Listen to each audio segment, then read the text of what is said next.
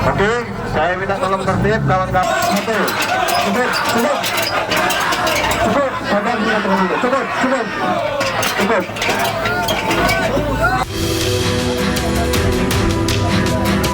Ratusan demonstran yang tergabung dalam Aliansi Lampung Bersatu menggelar aksi unjuk rasa di depan kantor Gubernur Lampung Kamis pagi.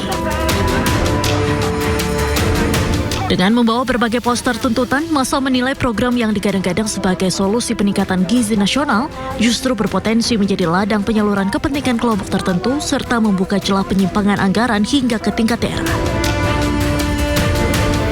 Dalam orasinya, para demonstran mempertanyakan prioritas pemerintah yang menggelontorkan anggaran besar untuk program makan bergizi gratis di tengah beragam persoalan mendesak yang masih dihadapi rakyat, mulai dari akses kesehatan, biaya pendidikan, hingga keterbatasan lapangan pekerjaan.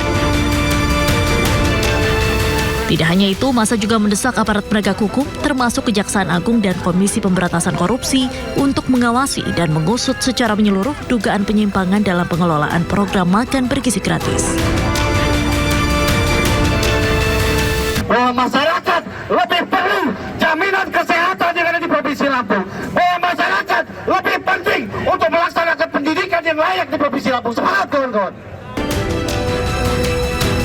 Aksi tersebut berlangsung di bawah pengawalan ketat aparat kepolisian. Massa pun berjanji akan terus mengawal dan menyuarakan tuntutan mereka hingga pemerintah memberikan jawaban atas kritik yang muncul terhadap program MBG. Dari Bandar Lampung, Andres Afandi, iNews melaporkan. Pemirsa, ribuan relawan MBG menggelar aksi Long March mendukung program makan bergizi gratis di Bangkalan, Jawa Timur. Ya, aksi serupa juga dilakukan oleh ribuan karyawan SPPG di depan kantor DPRD Jawa Barat.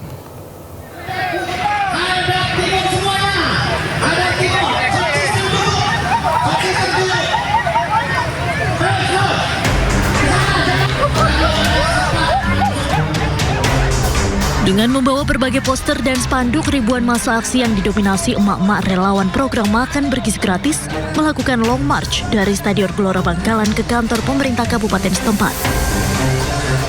Mereka mendukung program makan bergizi gratis yang sudah berjalan saat ini di Bangkalan, Jawa Timur. Aksi ini juga diikuti oleh para karyawan SPPG, supplier hingga mitra atau pemilik dapur MBG. Dalam orasinya, program MBG menurut mereka telah memberikan lapangan kerja pada ribuan warga Bangkalan dan bisa menyerap hasil pertanian maupun peternakan yang menyuplai kebutuhan setiap dapur MBG. Aksi serupa juga digelar oleh ribuan relawan Satuan Pelayanan Pemenuhan Gizi atau SPPG di depan kantor DPRD Jawa Barat, Kota Bandung. Dalam tuntutannya, massa aksi meminta pemerintah untuk mengevaluasi Badan Gizi Nasional serta menangkap koruptor di lingkaran BGN. Meski demikian, para relawan juga menuntut pemerintah agar tidak membubarkan program MBG serta tidak menutup sepihak SPPG.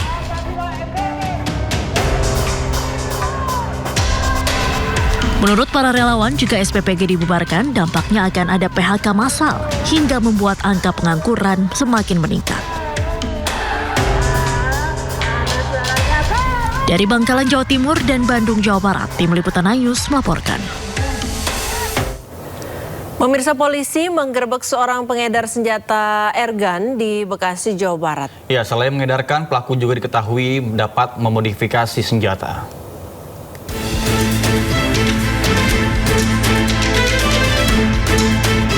Petugas dari Satreskrim Polres Pelabuhan Tanjung Priok menggeledah kediaman MF, 28 tahun di Pondok Gede, Bekasi, Jawa Barat. MF diketahui menjual senjata airgun tanpa memiliki izin atau ilegal melalui platform online dan marketplace tertutup sejak 2023 lalu. Dengan aksinya, pelaku meraup keuntungan hingga 200 juta rupiah. Dari penggeledahan ini, petugas menemukan 22 pucuk senjata airgun, 88 tek peluru gotri ilegal, serta tabung gas CO2 atau karbon dioksida. Barang bukti ini kemudian disita untuk penyelidikan lebih lanjut. Jadi kenapa kami melakukan pengungkapan ini? Karena memang senjata ini merupakan senjata yang cukup berbahaya dan bisa melukai dan mengakibatkan kematian apabila digunakan tidak bertanggung jawab. Polisi kini masih menelusuri terkait dugaan adanya pemasok dan jaringan peredaran senjata api ilegal ini. Atas perbuatannya tersangka dijerat hukum pidana tentang kepemilikan dan peredaran senjata tanpa hak dengan ancaman pidana penjara hingga 15 tahun. Dari Jakarta, Sofian Firdaus, iNews melaporkan. Nata, saya biasanya kalau beli online tuh baju, popok anak, apa cemilan-cemilan. Ini yang dijual senjata loh. Meskipun senjata angin ya, airgun ya, tapi kan tetap aja namanya Tetap harus ada izin. ditambah Betul. lagi takutnya dikhawatirkan disalahgunakan misalnya untuk ancaman-ancaman atau Betul. tindak kejahatan lain, misalnya maling nih, terus tiba-tiba ketahuan langsung nodongin, kan kita nggak ada yang tahu itu senjata betul. asli kah atau palsu. Kalau misalnya kita bilang itu senjata asli, taunya palsu, atau sebaliknya ini kayaknya palsu deh, tapi ternyata Pokoknya yang namanya senjata orang pasti hati-hati dong. Betul, dan harus ada izinnya juga dari Perbakin. Betul. Tentunya. Ini pelakunya ini sebenarnya pintar, punya kreativitas untuk memodifikasi senjata, tapi sayangnya dilakukan secara ilegal. Nah, harusnya kan ya kalau bisa sih dia kalau punya keahlian seperti itu, dia ngelawan pindad. Ya kan? Jadi bener tersalurkan. Jelas juga. Tersalurkan dan legal. Iya, nggak ditangkap deh. Baik, kita ke informasi selanjutnya pemirsa. Terlilit hutang, seorang ibu di Kabupaten Tangerang, Banten tega menjual anak kandungnya sendiri yang masih berusia 12 tahun. Ya, korban dijual kepada pria kenalannya untuk berhubungan badan.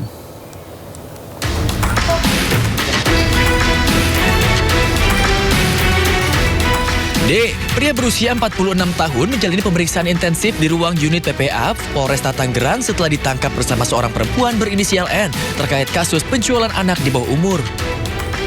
Diketahui N yang merupakan seorang ibu tega menjual anaknya kepada pria hidung belang lantaran terlilit hutang. Peristiwa ini terungkap setelah ayah korban melaporkan peristiwa ini kepada pihak kepolisian. Dari hasil pemeriksaan diketahui pelaku berinisial D melakukan persetubuhan dengan korban sebanyak 3 kali di sebuah penginapan sebelum dinikahi siri. Persetubuhan itu dilakukan atas persetujuan pelaku N yang juga merupakan ibu korban dengan imbalan uang 1 juta rupiah. Tak berselang lama, N sepakat menikahkan anak perempuannya secara siri dengan pelaku D dengan imbalan uang sebesar 14 juta.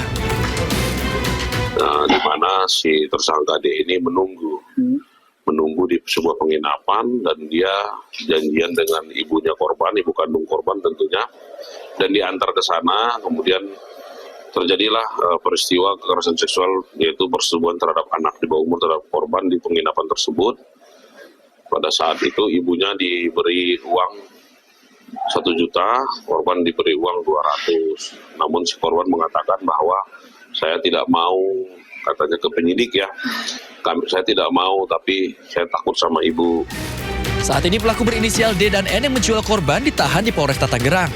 Kedua pelaku dijerat pasal perlindungan anak dengan ancaman 15 tahun penjara. Sedangkan korban saat ini menjalani trauma healing di rumah aman milik Dinas Pemberdayaan Perempuan dan Perlindungan Anak Kabupaten Tangerang. Dari Kabupaten Tangerang, Banten, Aimar Rani, iNews melaporkan. Ya, Nata dan juga pemirsa, selanjutnya kita akan ke kasus yang tadi sudah kita bicarakan di awal tentang penganiayaan yang terjadi di Bandung, di mana setelah menjalani perawatan intensif di Rumah Sakit Hasan Sadikin, kondisi korban YTR, korban penganiayaan Taufik Hidayat ini terus membaik. Pihak Rumah Sakit Hasan Sadikin menyampaikan saat ini korban menjalani terapi duduk. Meski demikian, pihak rumah sakit masih terus berusaha untuk merawat YTR pasca mengalami kritis. Rencananya pihak rumah sakit akan mengambil langkah operasi plastik jika kondisi korban sudah membaik.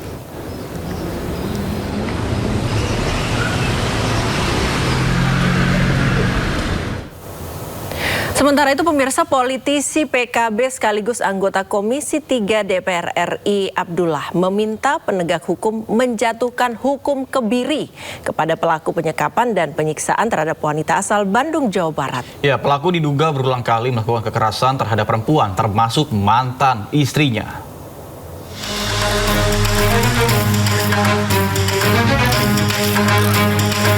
Taufik Hidayat, pelaku penyekapan dan penyiksaan sadis terhadap wanita asal Bandung berinisial YTR, menanti hukuman yang akan diterima akibat perbuatannya. Abdullah, anggota Komisi 3 DPR RI sekaligus politisi PKB, menilai pada kasus penyekapan dan penyiksaan wanita di Kota Bandung, Jawa Barat layak dipertimbangkan diberi hukuman kebiri.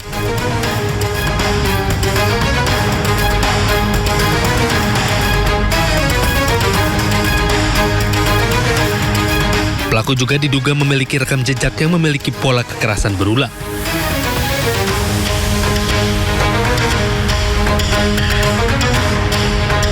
Sebelumnya, penyekapan dan penyiksaan terhadap korban diketahui terjadi selama 3 tahun. Aksi keji pelaku terbongkar 12 Juni lalu saat pelaku menghubungi kakak korban dan menginformasikan bahwa korban dirawat di Rumah Sakit Hasan Sadikin, Bandung. Ditangkapnya Taufik Hidayat, pelaku penyekapan dan penyiksaan sadis terhadap YTR.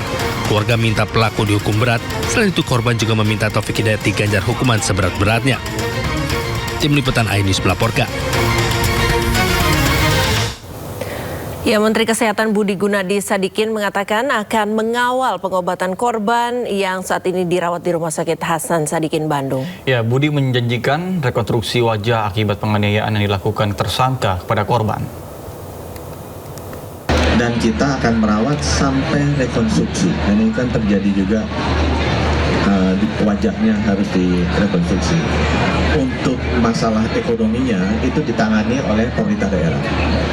Untuk masalah sosialnya itu ditangani oleh Kementerian PPA, ya, Perlindungan Perempuan dan Anak, dan kita bertiga sudah berkoordinasi. Ya. Saya pribadi dan sebagai Menteri Kesehatan merasa sangat sedih. Ya.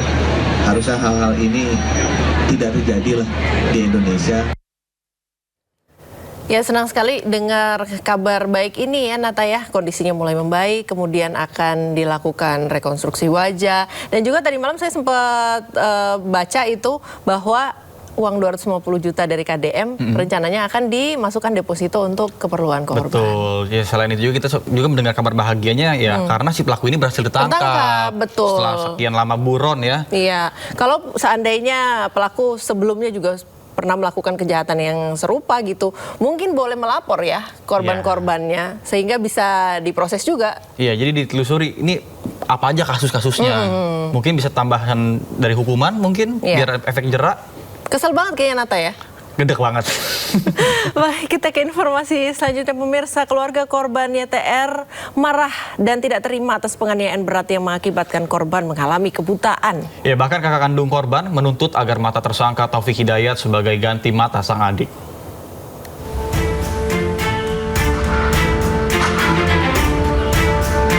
Pihak keluarga korban YTR menuntut keadilan atas penganiayaan yang dilakukan tersangka Taufik Hidayat. Akibat penganiayaan berat tersebut, korban mengalami kebutaan. Kakak kandung korban, Apip Syandi, menyatakan kemarahannya dan menuntut agar mata tersangka diambil dan diberikan kepada adiknya agar bisa kembali melihat. Harapan keluarga waktu bisa dihukum seberat-beratnya, bagaimana dia apa yang terhadap sebagai saya gitu. Dan sangat besar juga harapan saya bisa mengambil matanya untuk adik saya bisa melihat.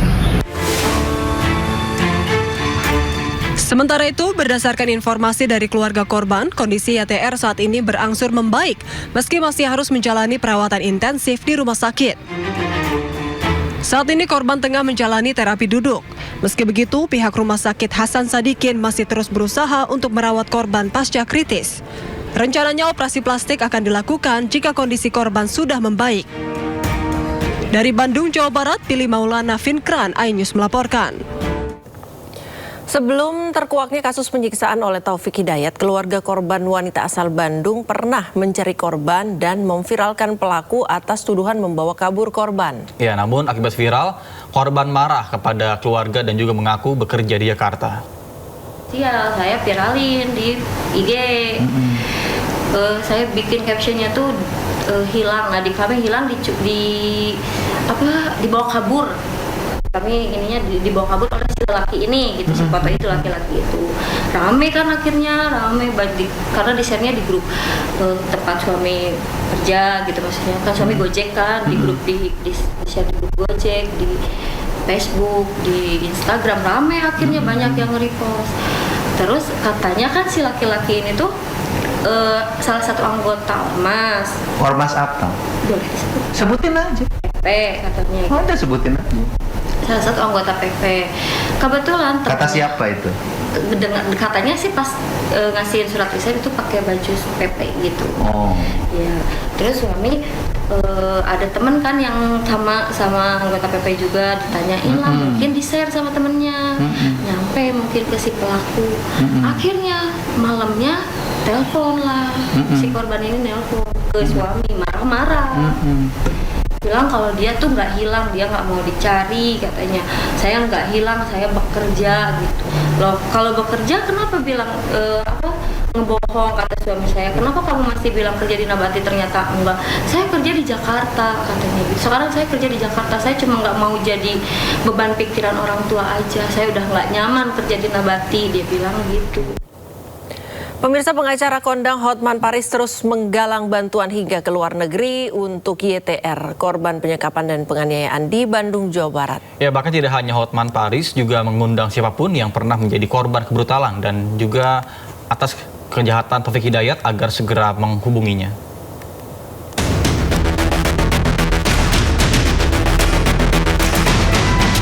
Pengacara kondang Hotman Paris yang terus melakukan penggalangan bantuan hingga ke luar negeri, hingga Kamis petang, YTR, korban penyekapan dan penganiayaan di Bandung, Jawa Barat. Total dana yang terkumpul sudah mendekati angka 2 miliar. Saldo yang terkumpul sumbangan dari masyarakat untuk korban wanita yang disandra laki-laki itu selama 3 tahun sudah terkumpul 1 miliar 300 juta di rekening Hotman Paris.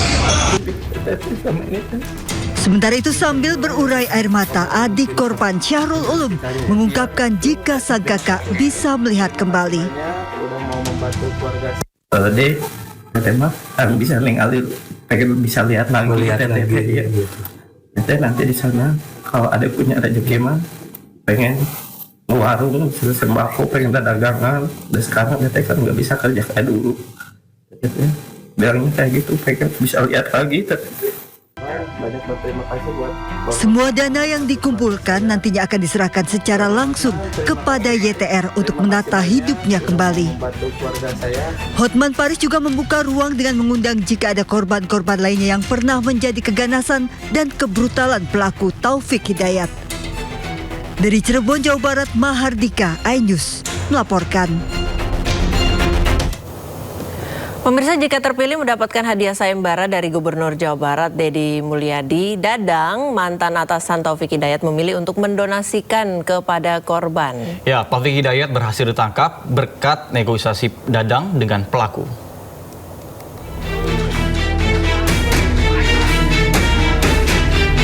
Di balik akhir pelarian Taufik Hidayat, pelaku penyiksaan sadis wanita berinisial YTR di Bandung, Jawa Barat, ada peran tangan mantan atasannya Dadang Ahyar Ismail. Dadang adalah mantan kerabat kerja Taufik Hidayat pada 2023-2024. Dadang juga melobi dan menegosiasi ke pelaku agar menyerahkan diri pada pihak polisian. Selain itu, Dadang juga bernazar jika dirinya yang terpilih mendapatkan hadiah sayembara sebesar 250 juta rupiah dari Gubernur Jawa Barat KDM. Dirinya ingin menyerahkan uang tersebut sepenuhnya untuk korban. Kalau memang itu benar, ada statement kalau ada yang menyerahkan tersangka dikasih 250 juta, alhamdulillah. Nanti akan saya terima dan akan saya kasihkan ke korban. Jadi atau Pak KDM udahlah langsung aja kasihin ke korban. Sebelumnya, Gubernur Jawa Barat Deddy Mulyadi melakukan sayembara terhadap Taufik Hidayat, pelaku penyekapan dan penyiksaan mantan kekasihnya sebesar 250 juta rupiah saat masih melarikan diri.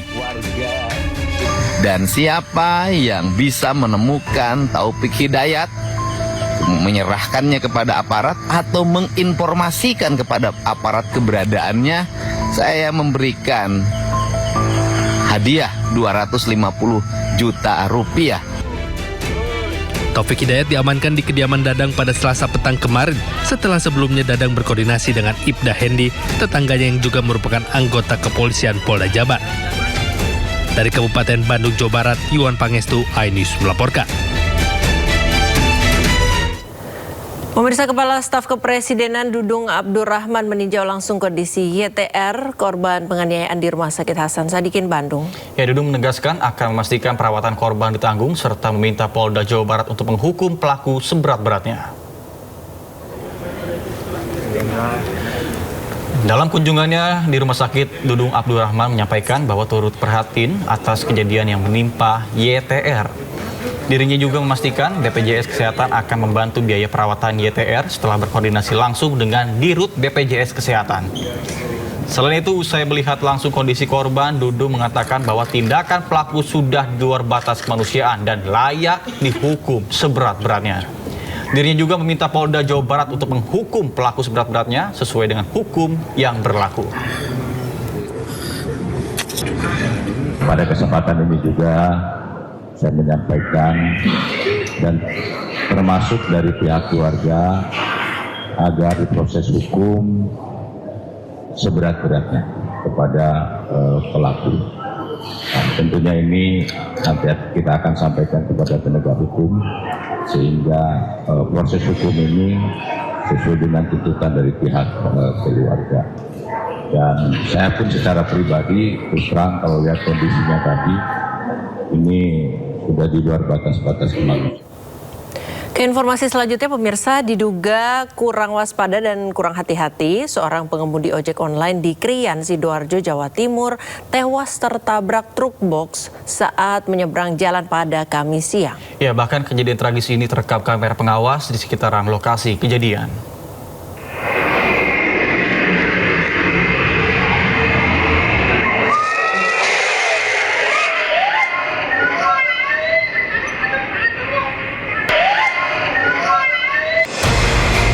Inilah detik-detik seorang pengemudi ojek online tertabrak sebuah truk box di Jalan Raya Sidorejo, Krian, Sidoarjo, Kamis siang. Dari rekaman video kamera pengawas, tampak pengemudi ojol warga Sedati, Sidoarjo hendak menyeberang jalur utama Surabaya Mojokerto setelah mengantar penumpang. Diduga kurang waspada, korban langsung menyeberang jalan dan langsung tertabrak sebuah truk box yang melaju dari arah Krian menuju Surabaya.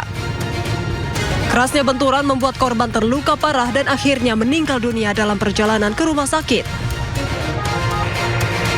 Untuk kepentingan pemeriksaan lebih lanjut, kedua kendaraan yang terlibat kecelakaan diamankan di Makolaka Satlantas Polresta Sidoarjo. Sementara korban dievakuasi ke kamar jenazah Rumah Sakit Anwar Medika, Krian, Sidoarjo. Dari Sidoarjo, Jawa Timur, Pramono Putra, iNews melaporkan.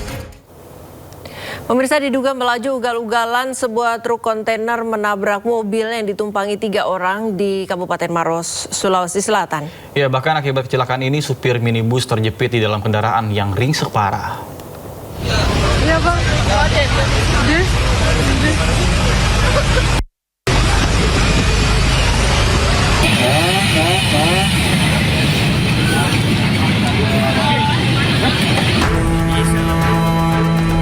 Viral, rekaman video amatir, detik-detik setelah kecelakaan antara truk kontainer dan sebuah minibus di Jalan Poros Turikali, Kabupaten Maros.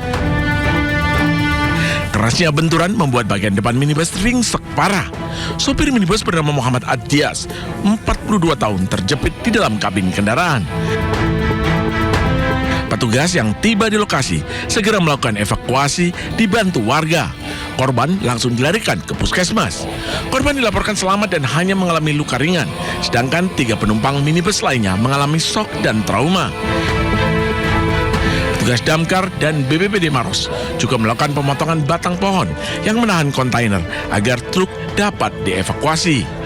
Awalnya, kecelakaan terjadi saat sebuah truk kontainer dari Makassar menuju Kabupaten Pangkep menabrak minibus yang berada di depannya sama-sama melaju dari arah bersamaan. Diduga pengemudi truk kontainer mengendarai kendaraannya secara ugal-ugalan sehingga gagal mengantisipasi kendaraan di depannya. Sopir dalam truk itu mengemudikan kendaraan dengan ugal-ugalan. Dia dari arah kemana? Dari area yang sama, dari arah Makassar menuju ke Maros. Katanya sopir sempat terjepit juga ya, atau gimana? Iya, betul. Pada saat dievakuasi oleh pihak kepolisian, dalam hal ini anggota Laka Lantas dengan anggota lainnya, sopir dalam keadaan terjepit setelah kejadian dan Saat ini kedua kendaraan diamankan petugas dan kasusnya ditangani oleh unit Gakum Polres Maros. Dari Kabupaten Maros, Sulawesi Selatan, Wahyu Ruslan, iNews melaporkan.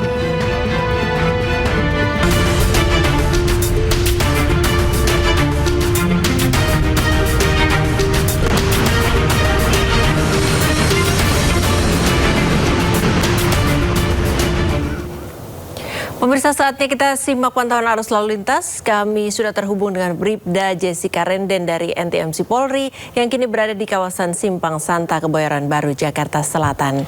Ya, baik. Selamat pagi Bribda Jessica. Bagaimana pantauan lalu lintas dari tempat Anda melaporkan? Silakan.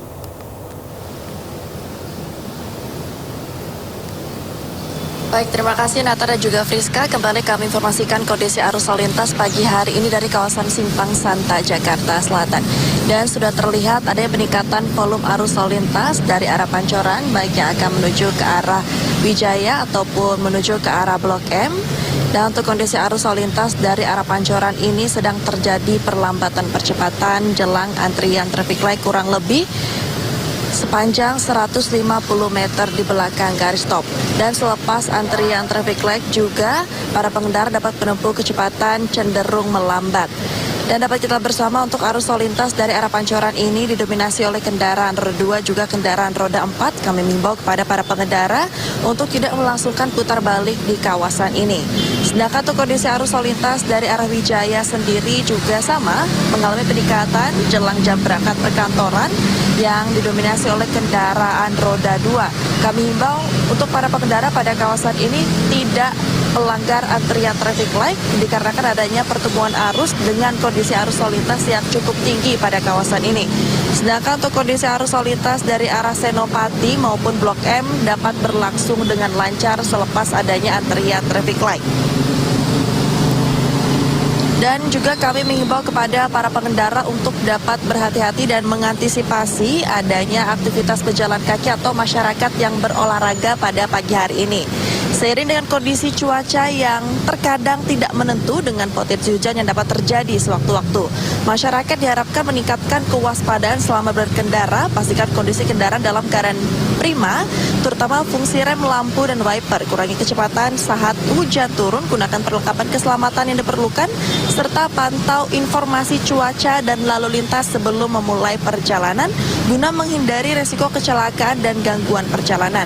Dan kami informasikan berdasarkan data RSMS Korlantas Polri, angka kecelakaan lalu lintas seluruh Indonesia dalam kurun waktu 1 kali 24 jam sudah terjadi 299 kasus laka lantas dengan rincian 20 meninggal dunia, 44 luka berat dan 342 luka ringan.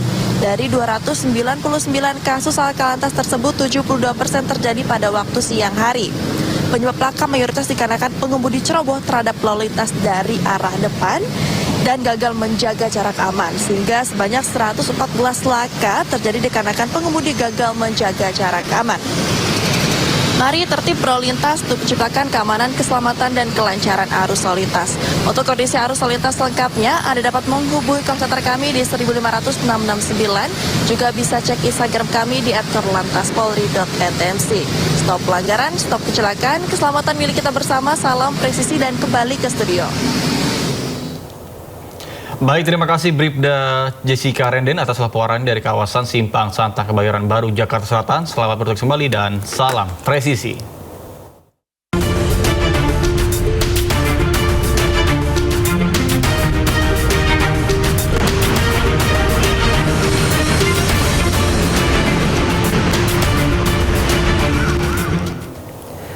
Viral aksi ugal-ugalan geng motor sambil membawa busur panah dan parang di Makassar, Sulawesi Selatan. Ya, bahkan aparat kepolisian langsung turun tangan melakukan patroli dan juga pembubaran.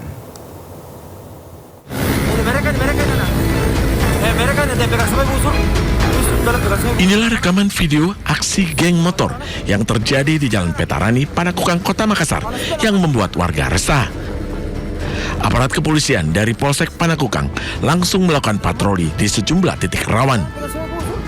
Polisi mengamankan sejumlah sepeda motor dan remaja di bawah umur yang diduga baru saja melakukan konvoi dan balap liar sambil membawa busur panah dan parang. Ringan di Jalan Andi Petarani dan membawa senjata tajam jenis parang dan busur. Maka yang dilakukan oleh Resmo Panakukang apa ini kemudian? Jadi kami dari tim Resmo Polsek Panakukang langsung gencar melakukan patroli di wilayah tersebut dan ada beberapa yang anak remaja yang kami amankan yang sedang melakukan balap liar. Selanjutnya, beberapa remaja yang diamankan diberi pembinaan humanis. Sementara itu, untuk sepeda motor yang tidak memiliki kelengkapan diberi sanksi tilang. Dari Makassar, Sulawesi Selatan, Muhammad Nurbone, iNews melaporkan. Pemirsa, seorang pelaku pencurian kendaraan bermotor yang buron berhasil ditangkap Satreskrim Polres Bondowoso. Ya, pelaku ditangkap di gerbang tol Kalikangkung, Provinsi Jawa Tengah saat hendak melarikan diri. Bismillahirrahmanirrahim. Pengejaran tersangka curanmor dengan 2 LPM KM 328 Pemalang Pekalongan. Beginilah proses pengejaran pelaku curanmor yang sedang menaiki bus antar kota di tol Kalikangkung, Jawa Tengah. Petugas Resmob dari Satreskrim Polres Bondowoso menghentikan bus dan langsung menangkap pelaku berinisial JS. Pelaku diketahui merupakan pelaku pencurian kendaraan bermotor yang telah masuk DPO sejak 8 April 2026. Usai ditangkap, tersangka langsung dibawa ke Bondowoso untuk menjalani proses hukum lebih lanjut. Dalam kasus ini, polisi juga telah mengumpulkan sejumlah barang bukti meliputi dokumen kendaraan berupa BPKB, STNK, dan salinan rekaman CCTV yang merekam aksi pelaku. Dari Bondowoso, Jawa Timur, Rizky Amirul Ahmad, iNews melaporkan.